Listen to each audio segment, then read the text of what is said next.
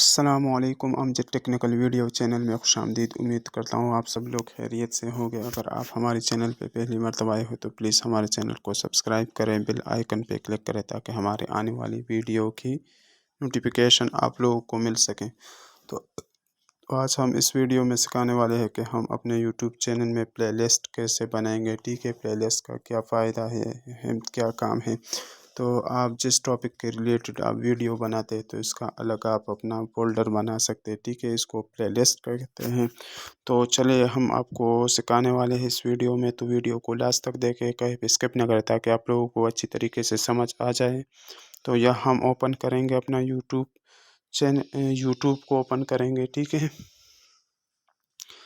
जब YouTube open होगा तो यह हम नीचे लाइब्रेरी वाले जो ऑप्शन है ना, हम इसको ओपन करेंगे। ठीक है, तो जब हम इसको ओपन करेंगे, ठीक है, तो यह हम नीचे जो ये लिखा हुआ है प्लस का निशान, न्यू प्लेलिस्ट, तो यह हम अपना टॉपिक के रिलेटेड प्लेलिस्ट आप बना सकते हैं। ठीक है, तो हम इस पर क्लिक करेंगे या हम नेक्स्ट पे क्लिक करेंगे। ठीक है, और यहाँ जो है ना ये आप न्यू प्लेलिस्ट यहाँ पे आप लिख सकते हैं। ठीक है, तो ये नीचे जो निशान प्राइवेसी, तो हम इस पर क्लिक करेंगे। आप पब्लिक के लिए भी बना सकते हैं, अनलिस्टेड के लिए भी और प्राइवेट के लिए भी, तो हम पब्लिक के लिए बनाते हैं। ठीक है, तो या हम अपने फॉर एग्जांपल हम एक प्लेलिस्ट बनाएंगे तो हम लिखेंगे MOBILE मोबाइल TRAC के ट्रैक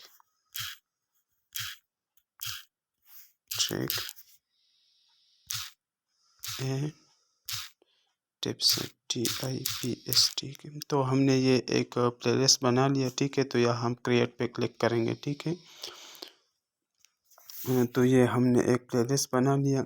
तो ये 2-3 मिनट के बाद यहाँ शो हो रहा होगा। ठीक है, तो आप इसी तरीके से आप प्लेलिस्ट बना सकते हैं। बहुत सारे प्लेलिस्ट आप बना सकते हैं।